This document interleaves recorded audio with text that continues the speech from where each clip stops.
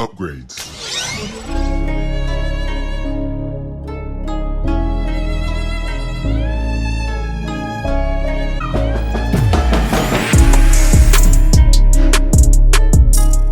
Hey, how's it going, gentlemen?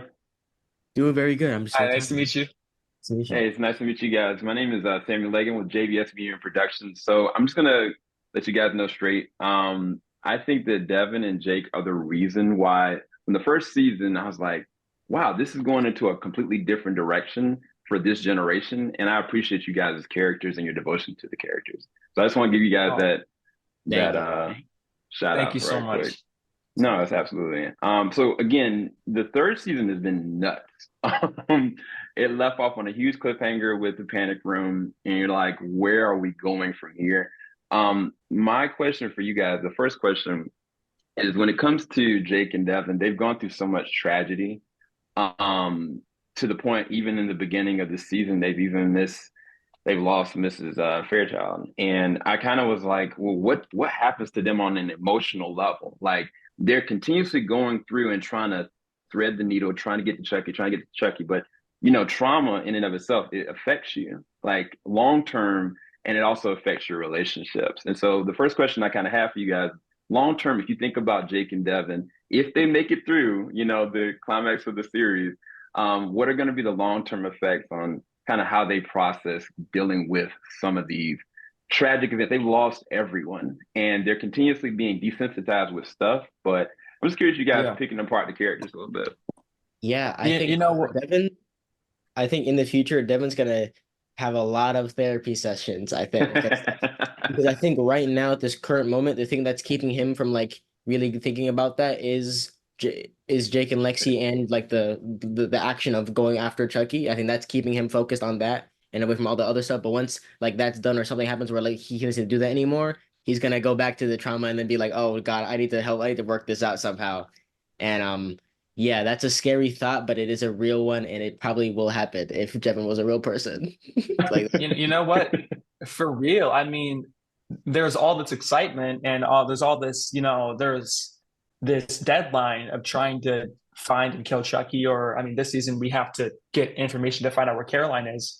Um, that the characters never really had the time to sit down and process exactly what has happened to them. Mm-hmm. And like you said, I mean, they've gone through so much, they've seen so much death that I mean, the kids are probably desensitized a little bit.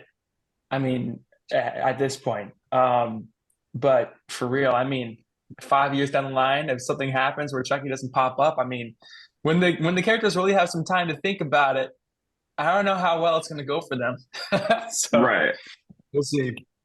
No, I think that was the reason why I was thinking about it, because even when you guys like the first episode of the season when they were kind of going through their little vlogs, it was all an agenda. It wasn't like therapeutic. They were really doing it for trying to figure out where to place Chucky, what's going on with her sister, and it was kind of like, man, what happens when Chucky is supposedly dead, or they have time to just them?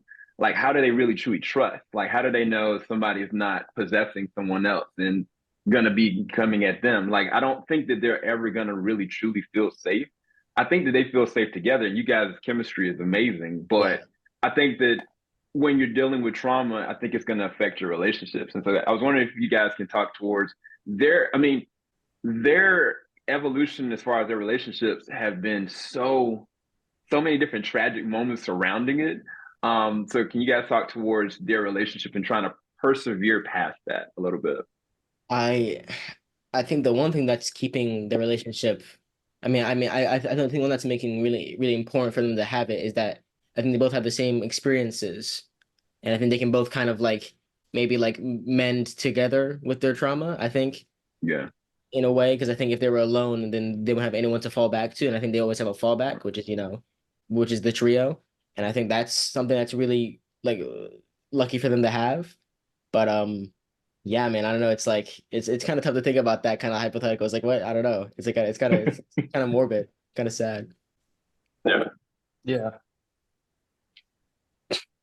Like, he summed it up pretty well. no, he did. He did. So the next question I kind of have is you guys are a part of horror history. Because Chucky is a huge franchise and it's been going on for years, but now you guys' characters are effectively pushing it for another generation to come. And I wanted to kind of get you guys' emotions on that and just being a part of this side of history when it comes to horror and thrill and the excitement of it all. But then at the same time, I can imagine it's different the first day versus right now. So you guys talk to just being a part of this side of history with Chucky. Yeah. When I first found out that I was going to be a part of something so established, it was scary. And I never realized how far it would take me and really take the character. And I mean, it was almost 3 years ago. Because I'm 17, that's kind of a big part of my life. So really, I'm growing up on this show, and I'm very grateful to be a part of that, to be a part of something like this, that people have told me that the show has helped them in some way, or that they felt seen or represented in the show. And I'm very happy that I get to be a part of that. Yeah, I mean, I guess for me, I was also kind of nervous going to something like so established, so like already like kind of built, or it has a humongous fan base. But also for me, I didn't really realize kind of like how actually big Chucky is. Because like I finished season 3 of the show. I'm like, okay, yeah, we're pretty big. Like I do Comic-Con, I do these things, and people recognize me. But then like I go to these like random like basement shows in my town, and I get recognized there. I'm like, no way. Like some random people like in like some like warehouses like is it recognizes me. I'm like, this is crazy. This is getting too nuts now. But yeah, it's really interesting for me, especially having that be my first kind of like bigger role I've ever done, and being this like solidified into a big franchise. And so far it's been great, and keep it going. Yeah. And my final touch on this, because again, we're about to go into episode 7. I know you can't spoil anything, but are you guys thinking us as the audience are gonna be like, what in the world? Like, you guys give me a thumbs up, thumbs middle, like what is you guys' perception of what we're gonna feel? I'm so excited for everyone to see the rest of season 3. It's so amazing, and anything that you think is going to happen, times it by 10, and I think people are going to be blown away. Yeah, same. I think it's going to be a pretty wild season, and yeah, I mean the expectations are high, but I think they're going to blow them out the water, I think. Thank you guys so much for your time. Congratulations. Can't wait to talk to you guys more. Take care, guys. Yeah, you too. Bye.